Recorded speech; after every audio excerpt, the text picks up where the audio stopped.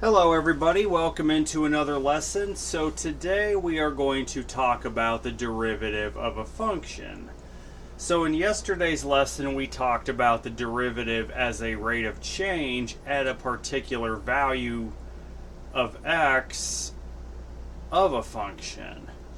Well, to find the derivative of a function itself is very similar, but what's nice about this is once you find the derivative of the function, you can find the derivative at any value of x without having to go through finding the derivative of a particular point on the graph for each individual value. You can just find the derivative of the function and then plug in any value of x for that derivative and then get the derivative at that particular point.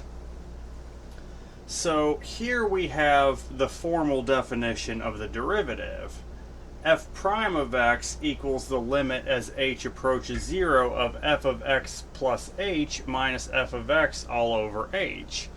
This should look rather familiar from yesterday's lesson when we did the derivative as a rate of change, where instead of x we had a, that was the particular value of x you had. Well, to find the derivative of the function overall, you're just going to take x plus h. You're going to input that into your x values of the function minus your f of x over h. Now, this is the formal way to find a derivative, and I'm not going to lie to you, this might be rather awful today. But the good news is, after today, we get into shortcut methods for finding derivatives. But I do have to teach this because this is the formal way to find a derivative. But we'll go ahead and get into some examples, and we'll find the derivative of the function. So the first one here, we have a constant function. We are given f of x equals 37. So f of x equals 37. We just have a constant. So what is this going to look like when we go to take f prime of x?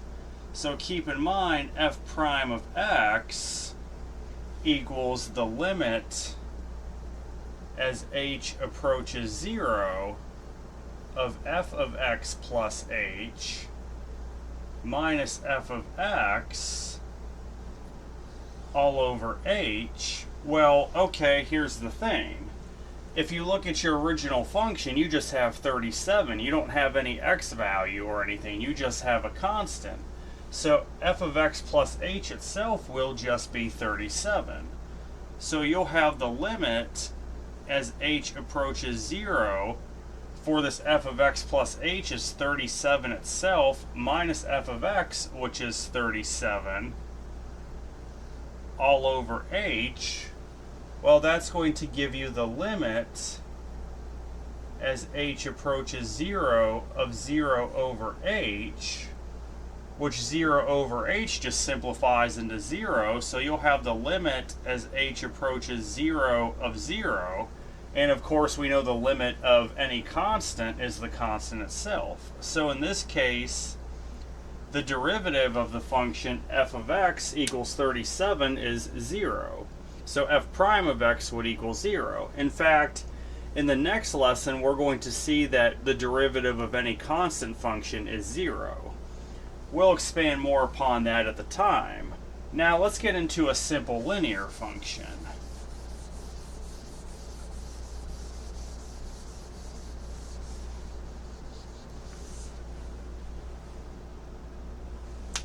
So we have f of x equals 12 plus 7x. So we have a linear function, f of x equals 12 plus 7x. We want to find the derivative of the function. So f prime of x is going to equal, of course, the limit as h approaches 0 of f of x plus h minus f of x all over h.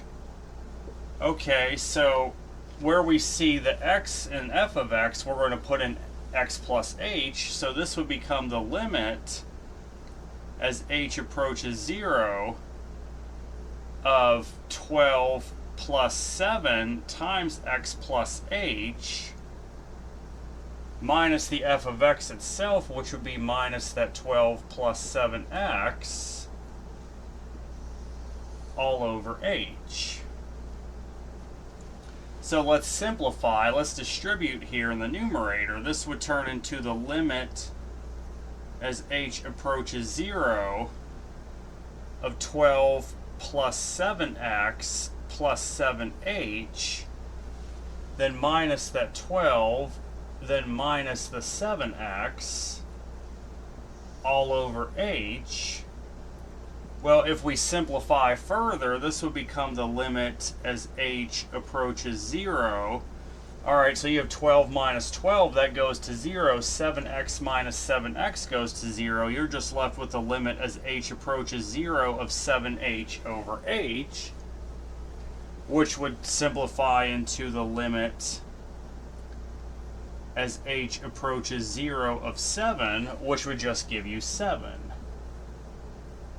So in this case, f prime of x would equal 7. That means that anywhere on the curve, your derivative would be 7, no matter which value of x that you took. Alright, now that was a simple linear function. Let's do a quadratic function. In fact, we might do a couple of quadratic functions.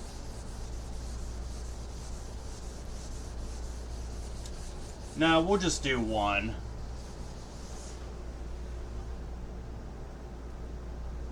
F of x equals 5x squared plus 3x minus 2. Alright, so the original function is f of x equals 5x squared plus 3x minus 2. Of course, we want to find f prime of x, the derivative of the function.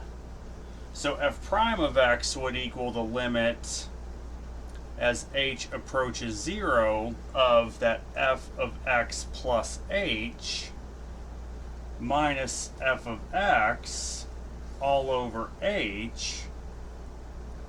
Alright, so let's go ahead and input this x plus h into the function. This would become the limit as h approaches 0 of the quantity of 5 times that x plus h raised to the second power plus 3 times that x plus h minus 2, all that minus my f of x, which would be minus that 5x squared plus 3x minus 2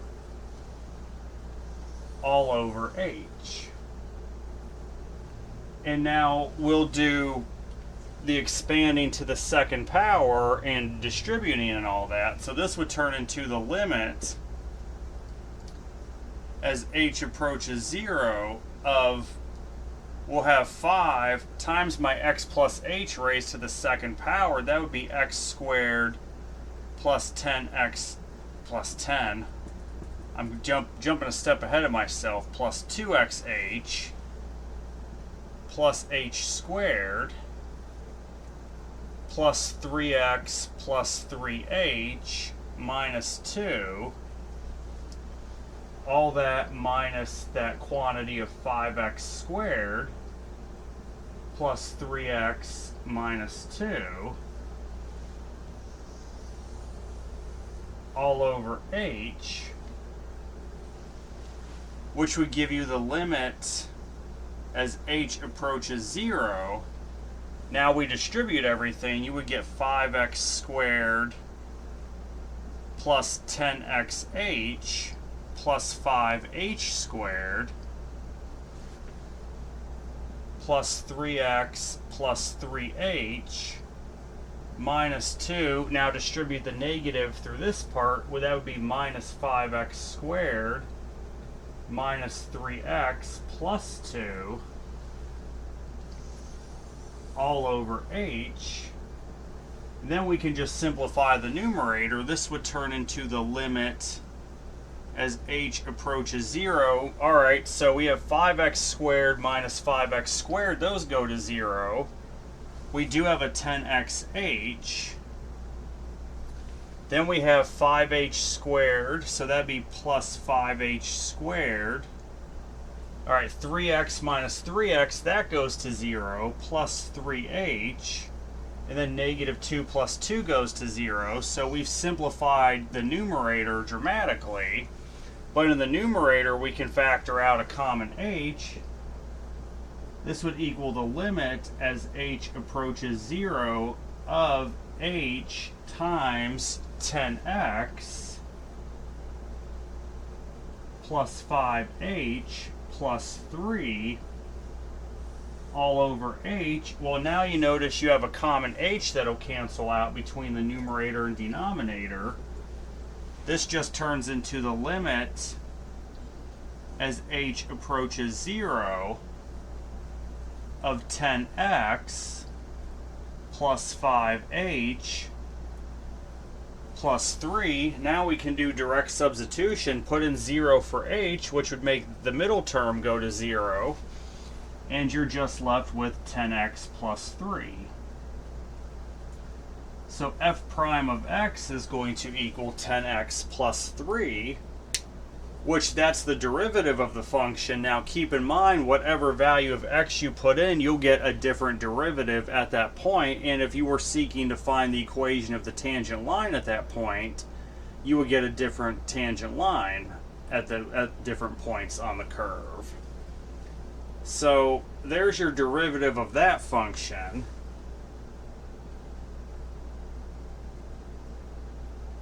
Why don't we do a cubic function even? We'll actually even do a cubic function.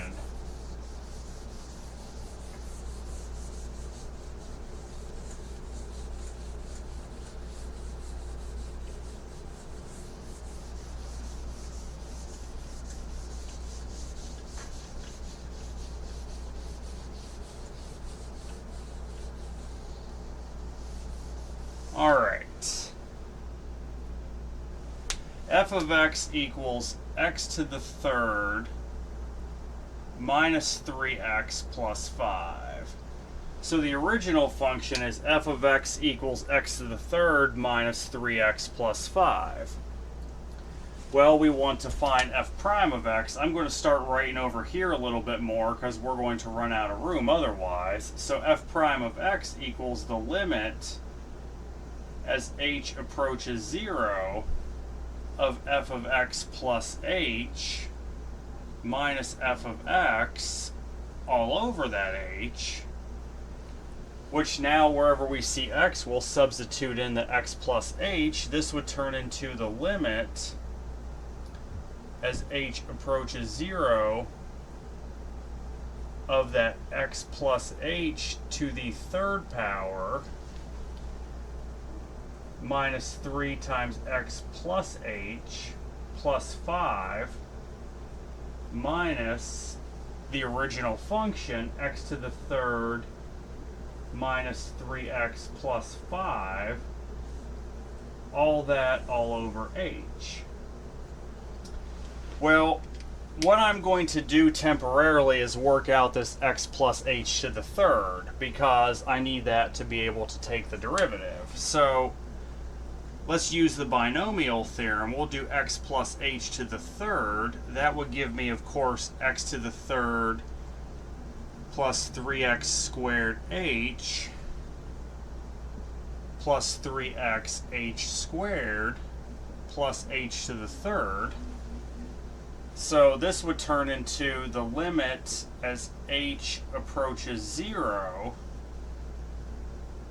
of this x to the third plus 3x squared h plus 3x h squared plus h to the third. Now let's go ahead and distribute that negative 3 through the x plus h. This would be minus 3x minus 3h plus 5. All that minus this x squared minus 3x plus 5 all over h. Now let's go ahead and simplify a bit here. So this will become the limit as h approaches 0 of, alright, so x cubed minus, I don't know why I have an x squared, that should be x to the third, excuse me.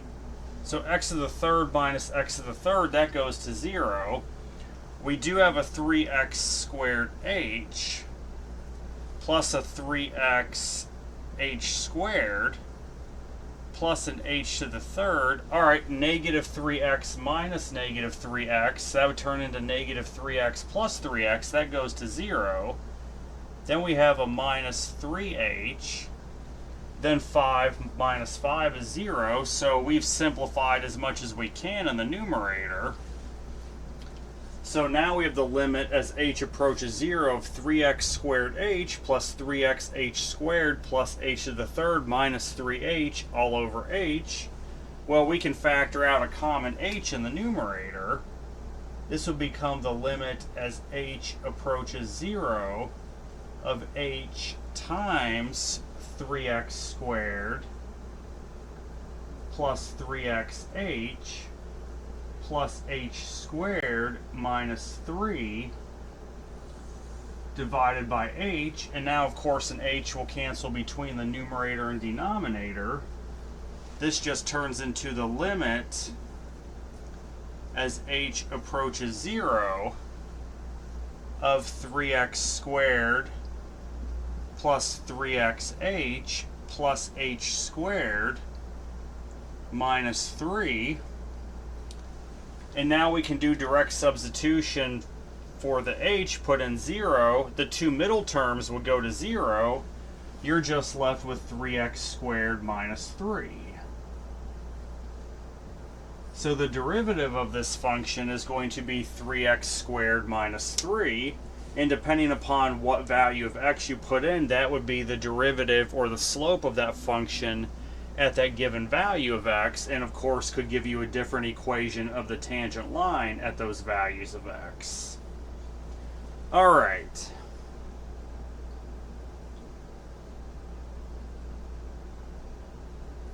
Let's do a couple of radical functions.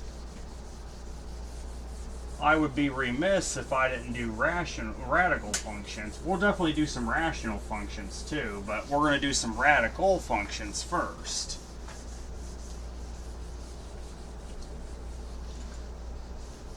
Alright, so we're given f of x equals x plus the square root of x. So f of x equals x plus the square root of x. Well, we're still going to apply that limit definition.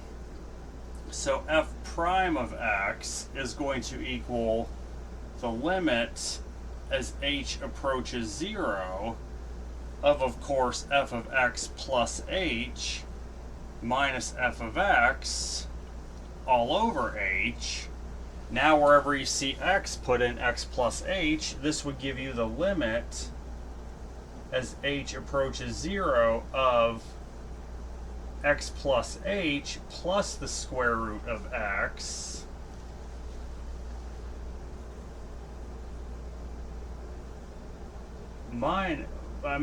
x plus h plus the square root of x plus h. I knew I made a mess up there. Plus the square root of x plus h minus then that x plus the square root of x.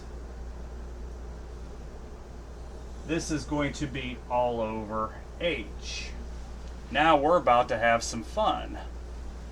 So let's simplify the numerator. This would end up turning into the limit as h approaches 0.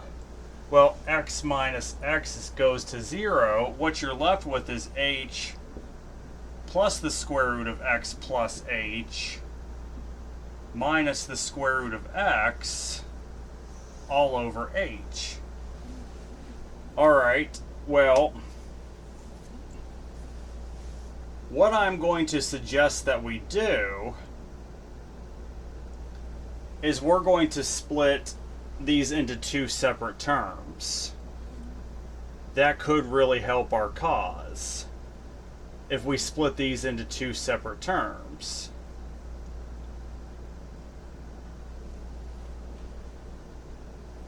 Because what we're going to have here is we're going to end up taking the limit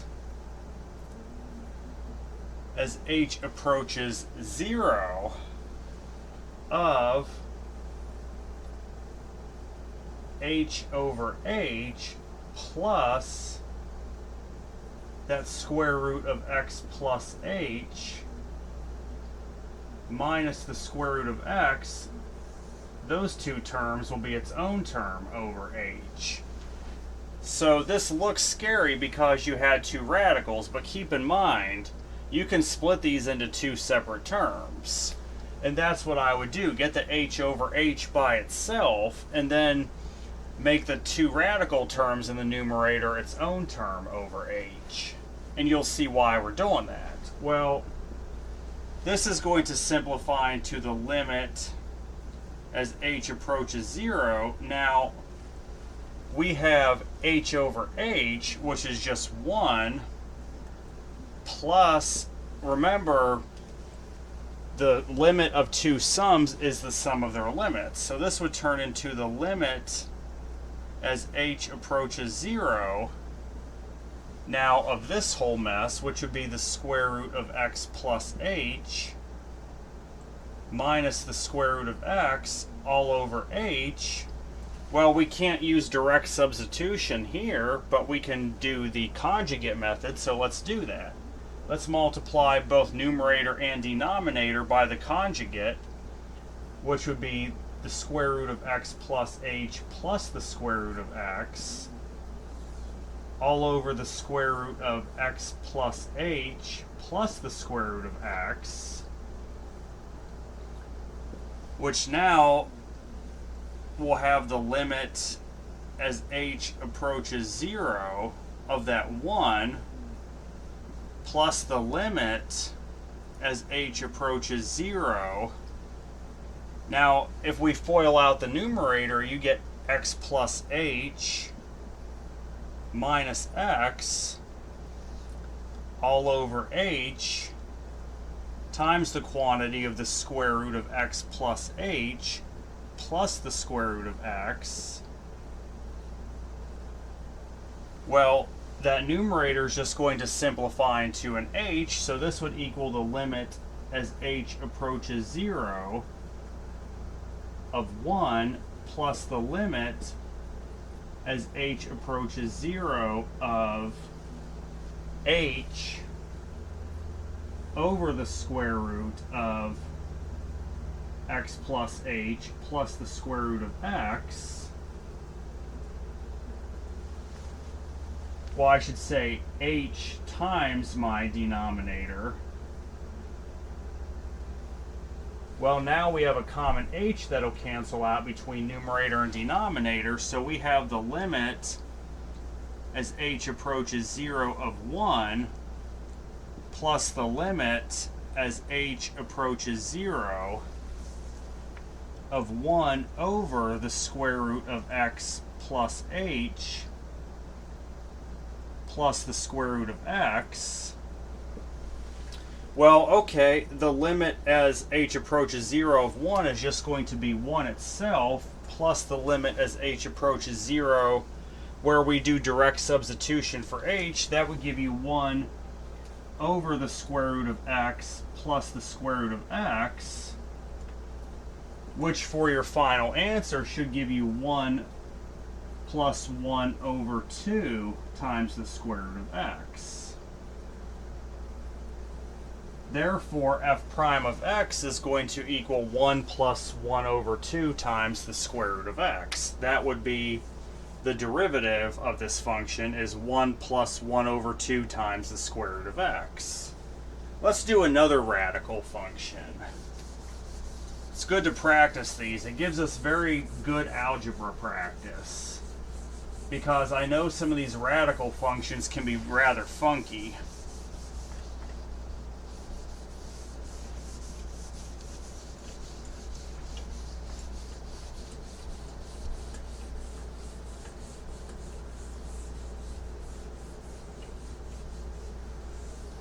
Alright, so f of x equals the square root of 1 plus 2x. So we've been given f of x equals the square root of 1 plus 2x. Well, let's go ahead and start finding f prime of x. F prime of x, that's going to equal, again, the limit as h approaches 0 of that f of x plus h minus f of x all over h. Well, let's see what we get here. Of course, wherever we have x in the function, we'll plug in x plus h, so this would be the limit as h approaches 0 of the square root of 1 plus 2 times that x plus h minus that original function itself, which would be the square root of 1 plus 2x all over h. Well, let's distribute under the radical first, underneath the radicand there. So this would become the limit as h approaches 0 of the square root of 1 plus 2x plus 2h minus the square root of 1 plus 2x all over h. And of course, unfortunately, we can't use direct substitution because that would give us a denominator of 0, but we can use the conjugate method, so multiply both numerator and denominator by the conjugate of this. So that would be the square root of 1 plus 2x plus 2h plus the square root of 1 plus 2x all over the square root of 1 plus 2x plus 2h plus the square root of 1 plus 2x. Now when we FOIL the numerator, we end up with the limit as h approaches 0 of 1 plus 2x plus h, plus 2h rather, minus that 1 plus 2x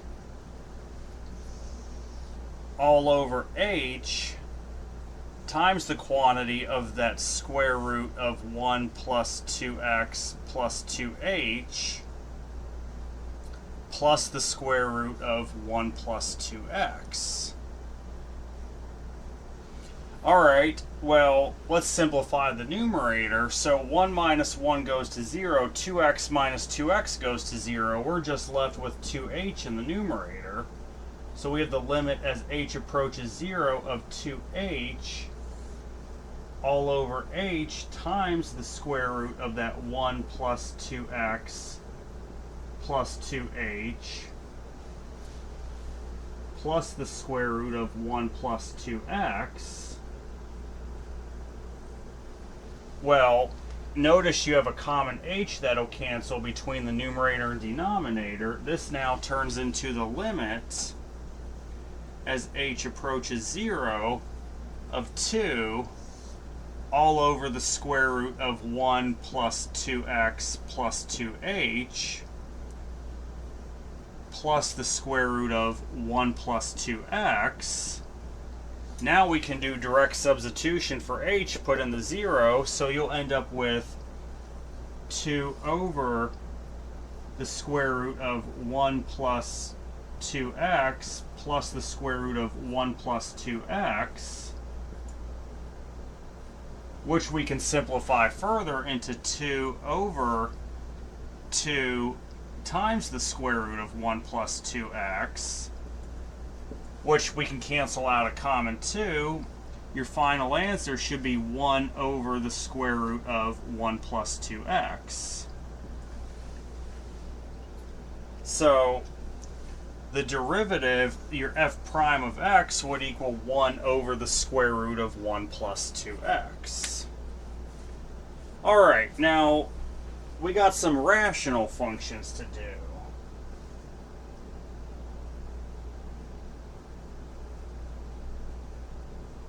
Let's do 3 rational functions, only for the fact that we're going to have complex fractions, and I'd really like us to be able to get good practice with it.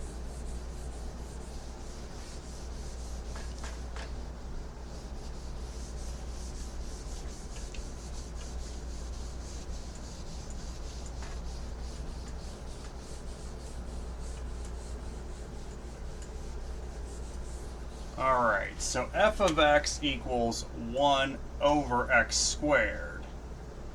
So here's our first rational function, f of x equals 1 divided by x squared. Well, let's still go through find f prime of x using that limit definition. So f prime of x is going to equal the limit as h approaches 0, of course, of that f of x plus h minus f of x all over h, which in this case is going to look like the limit as h approaches 0 of 1 over x plus h quantity squared minus 1 over x squared all over h. So we're definitely going to have some complex fractions. Well, we for sure need to get a common denominator. But first, I think it's going to be helpful to expand that x plus h to the second power. So this is going to equal the limit as h approaches 0 of 1 over x squared plus 2xh plus h squared minus 1 over x squared all over h. Now let's go for that common denominator. This is going to end up equaling x squared minus the quantity of x squared plus 2x. That should be plus 2xh plus h squared. There we go. Plus 2xh plus h squared all over x squared. This should be the limit of that. I almost forgot to write the limit as h approaches 0 of this. All over x squared times x squared plus 2xh plus h squared all over h. Well, let's simplify the numerator of the numerator. So this is going to turn into the limit as h approaches 0 of, well, x squared minus x squared, that goes to 0. Now distribute the negative through the other terms. This would be negative 2xh minus h squared all over that x squared times x squared plus 2xh plus h squared all over h. Now, what I'm going to suggest here is the numerator of the numerator, we can factor out that common h, and you're going to see why in just a second. In fact, we can actually factor out a negative h. Let's factor out the negative also. So this would equal the limit as h approaches 0 of negative h times 2x plus h all over x squared times that x squared plus 2xh plus h squared. Now with this complex fraction divided by h, that's the same as inverting and multiplying times 1 over h. And now notice you can cancel out a common h between the numerator and the denominator. So this would turn into the limit as h approaches 0 of the negative of 2x plus h all over x squared times that x squared plus 2xh plus h squared. Well, now we're at the point we can use direct substitution. Just wherever you see h, put in 0. This would just become negative 2x all over, well, your h's in the denominator would go to 0, so this would be x squared times x squared. That would be x to the 4th. And you can factor out a common x between numerator and denominator, giving you your final answer would be negative 2 over x to the 3rd. So in this case, f prime of x is going to equal negative 2 over x to the 3rd. And I got a couple more rational functions. We'll do that too.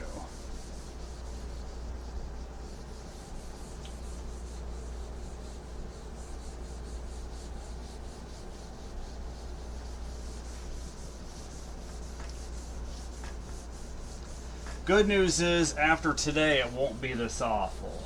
At least not for a while.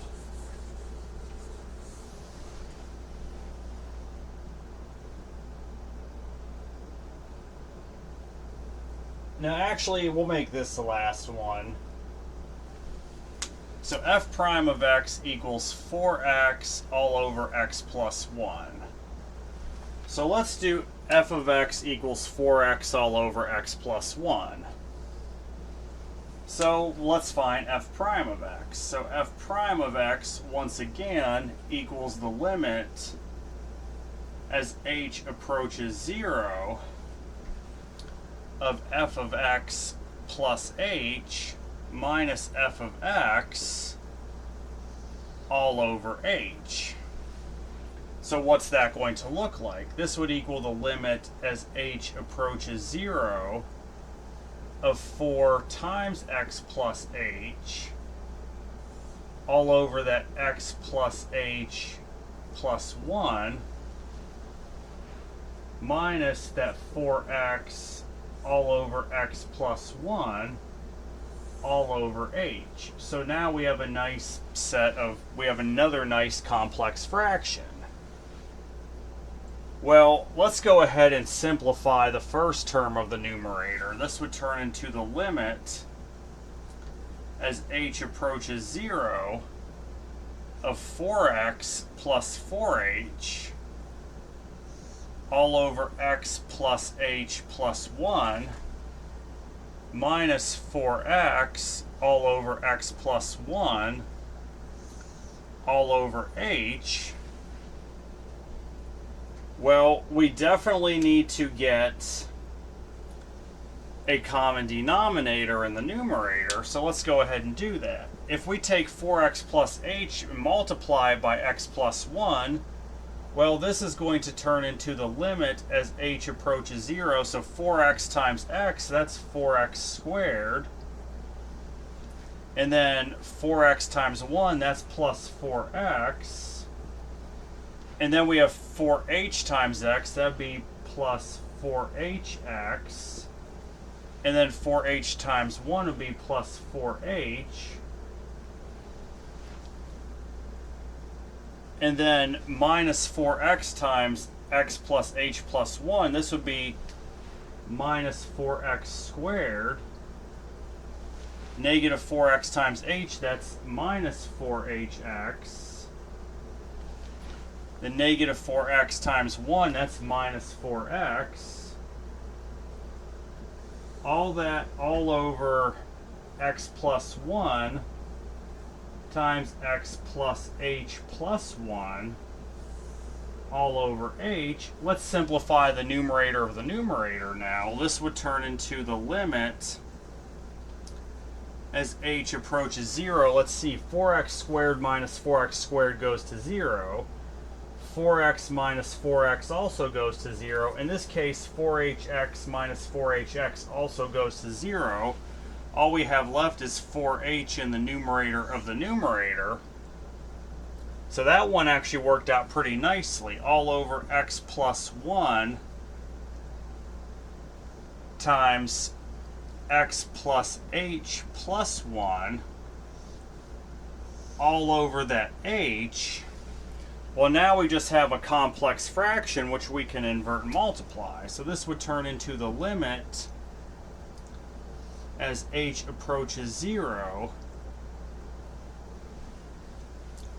of 4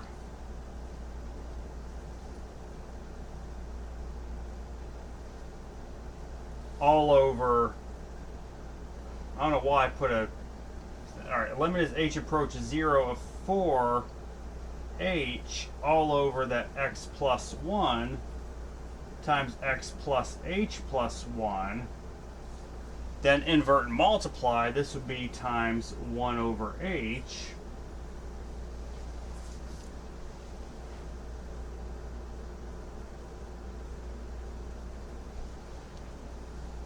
Alright, so now your h's are going to cancel out.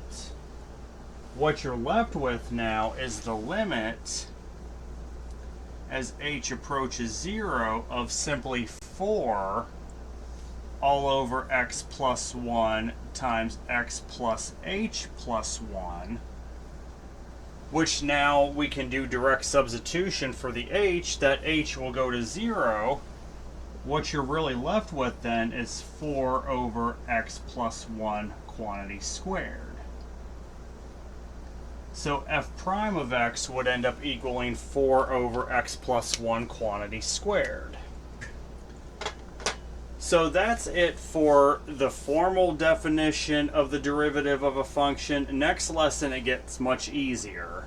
We're going to start learning shortcuts. So the next lesson we'll learn the power rule for derivatives. We'll also talk about sum and difference formulas for derivatives as well as constant rules. So I hope everybody has a great day. Take care.